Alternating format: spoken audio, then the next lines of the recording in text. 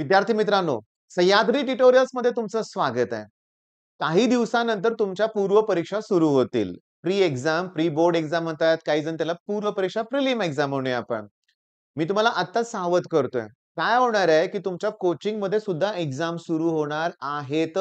पुन्हा कॉलेजमध्ये सुद्धा एक्झाम असणार आहेत. पुन्हा ऑनलाईन बॅचच्या वेगळ्या एक्झाम असणार आहेत. काही दिवसानंतर तुमच्या समोर तिहेरी प्रश्न निर्माण होणार आहे, की कॉलेजमध्ये जाऊ का क्लासची एक्झाम देऊ का ऑनलाईन एक्झाम देऊ? ओके. आणि हे जे शिक्षक आहेत सगळे त्यांचं एकच म्हणणं असणार आहे, वर्षभर केलाय ना अभ्यास, सगळ्या एक्झाम तुम्हाला द्याव्या लागतील. पालकांचं पण तेच म्हणणं असणार आहे. कॉलेजमध्ये पेपर आहे ना, जा तू पेपरला. पण कॉलेजमध्ये फिजिक्सचा पेपर आहे, क्लासमध्ये केमिस्ट्रीची फुल लेंथ टेस्ट आहे आणि ऑनलाईनमध्ये मॅथ्सचा पेपर आहे. मग अशा वेळेस गोंधळ होणार की नाही? मग आजपासून जर तुम्ही तयारी केली परफेक्ट, आजपासून तुम्ही ठरवलं की प्रिलिम एक्झाम मला सिरियसली घ्यायचे. हां, मला चांगले मार्क हवे आहेत. बरं, ही प्री एक्झाम नाहीये, ही बोर्डचीच एक्झाम आहे समजून आपण अभ्यास केला पाहिजे. मग ह्याच्यासाठी मला तुमची फक्त 10 मिनिटं हवी आहेत. ओके. हां, प्रत्येक सब्जेक्टसाठी 10च मिनिटं मला वेळ हवा आहे. आता मी सुरुवात करणार आहे या सब्जेक्ट पासून. चला फिजिक्स पासून. ओके. आणि फिजिक्स पासून सुरुवात करत असताना माझ्या डोक्यात एक आहे, की माझ्याकडे 15 टॉपिक आहेत. ओके. मग 15 टॉपिकसाठी मला कमीत कमी 15 दिवस लागणार आहेत. ही रिॲलिटी आहे बरं का लक्षात घ्या. बरं या 15 दिवसात फिजिक्स कसं फिनिश करायचं सांगतो. ओके. आता समजा पहिलाच टॉपिक घेऊया आपण. मग पहिल्याच टॉपिकचा मला अभ्यास करायचा असेल, तर मी काय केलं पाहिजे? तर क्लिअरली सांगतो. त्या टॉपिकमध्ये मोमेंट ऑफ इनर्शियाची डेफिनिशन आहे. Law of conservation of angular momentum आहे. त्याचबरोबर well of death. Okay. Vehicle along horizontal curved road. Torque equals to I alpha. त्याच्यानंतर kinetic energy equals to half I omega square. Angular momentum equals to I omega. ह्याचे 3 derivations आहेत.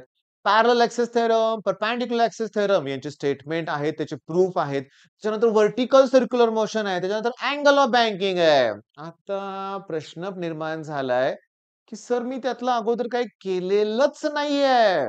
मग आता करू का नको करू? आता इथं पण मी 2 गट तयार करतोय, की ज्यांना वाटतंय ना, की आपण थोडंफार केलंय आणि करू शकतोय त्यांनी ते करा. करा. पण आता बाकीच्यांनी काय केलं पाहिजे?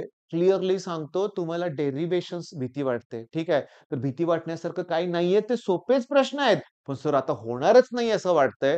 तरी त्या मुलांना मी काय सांगतोय, की तुम्ही न्यूमेरिकल प्रॅक्टिस करा.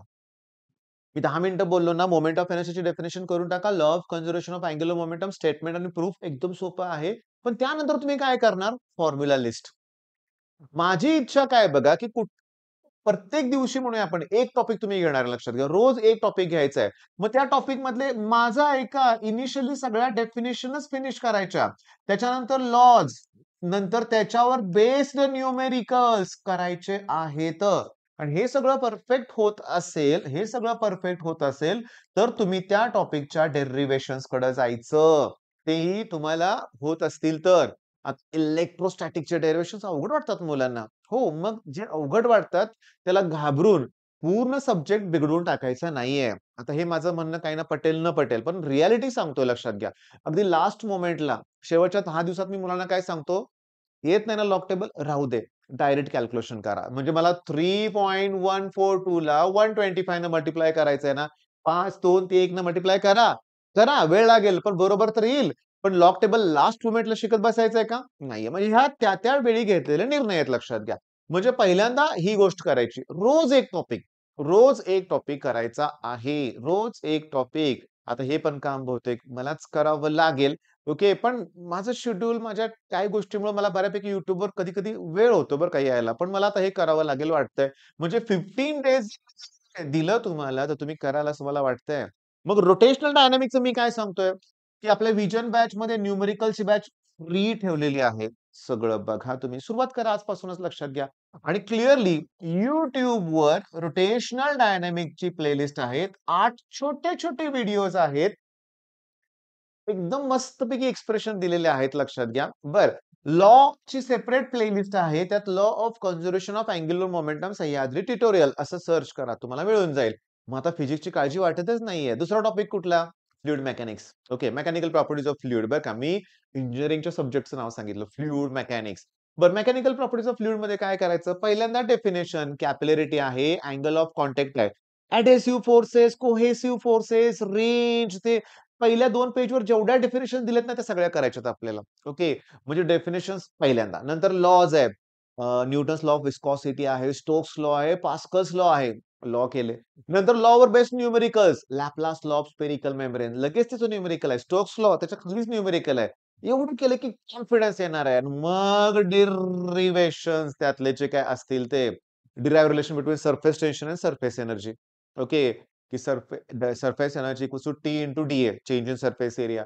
मग आणि टर्मिनल व्हेलॉसिटीचं डेरिव्हेशन आहे. म्हणजे डेरिव्हेशन्स हा नंतरचा पार्ट बरं का, लक्षात घ्या. मग तिसरा टॉपिक कुठला आहे? केटीजे आहे ना. मग त्यात पण पुन्हा definitions, diagram. Diagram KTG perfectly black बॉडीची डायग्राम आहे का केटीजी मध्ये? ओके. करायची आहे तुम्हाला, लक्षात घ्या. बाळांनो, नेक्स्ट 15 डेज टून पडायचं, लक्षात घ्या, फिजिक्सवर. पण थांबा की दिवसभर थोडं हे करणार आहे आपण. दिवसभर नाही करणार आपण, लक्षात घ्या. आपल्याला हे बी करायची केमिस्ट्री.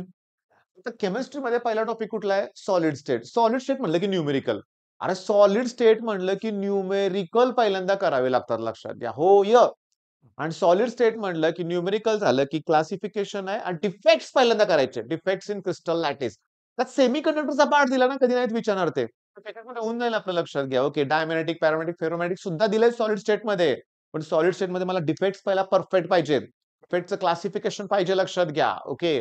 बरं, आता केमिस्ट्रीमध्ये मात्र थांबा, थांबा, थांबा. नाही मला टॉपिक वाईज जायचं. नाही टॉपिक वाईज जायचं. All distinguish in one video दिलेत मी क्वेश्चन्स. 10च आहेत. ओके, लक्ष द्या.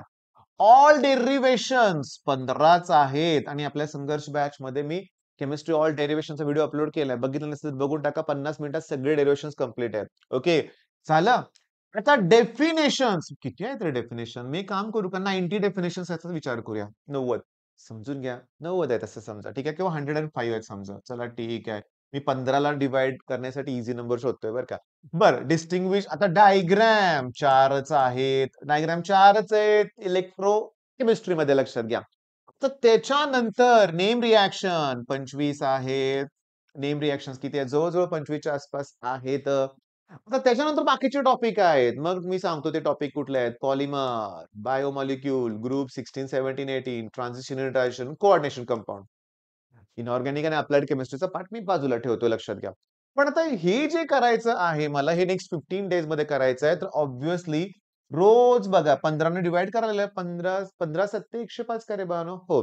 म्हणजे मला रोज 7 तरी डेफिनेशन केल्या पाहिजे. हे 4 दिवस तुम्हाला माहिती आहे. रोज एक तरी डेरिव्हेशन केलं पाहिजे. रोज एक तरी डिस्टिंग्विशचा प्रश्न केला पाहिजे. रोज मी तर म्हणतो 3-3, 4-4, 3-3 करा नेम रिएक्शन्स. ओके. आणि हे मात्र बाळांनो आता लक्षात घ्या. Coordination compound, effective atomic number असेल त्याच्यातला पॉइंट, लिगँडचा पॉइंट असेल, व्हॅलेन्स बॉन्ड थिअरी असेल त्याच्यातले, हे सगळे पॉइंट्स तुम्हाला डेली एक तर केले पाहिजेत. नेक्स्ट 15 डेज मध्ये मी तुम्हाला सांगतो. मग हे 10 दिवसात संपवा, हे 5 दिवसात संपवा.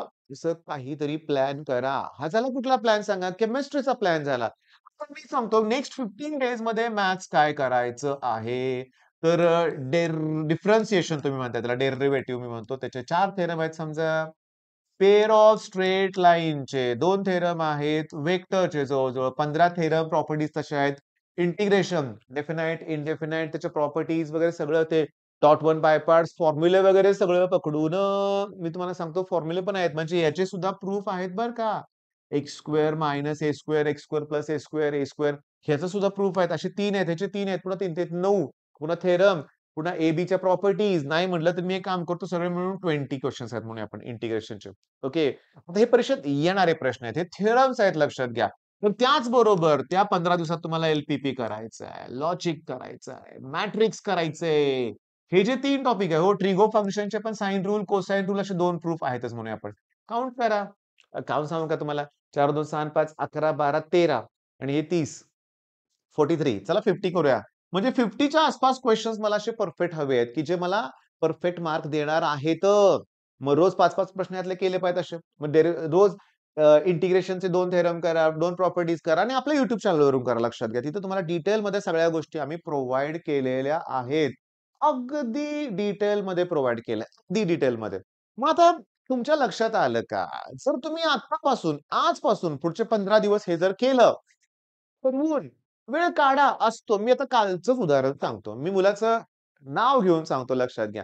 म्हणजे चैतन्य नावाचा एक मुलगा आहे. त्याचे पालक मला काल भेटायला आले होते. ओके.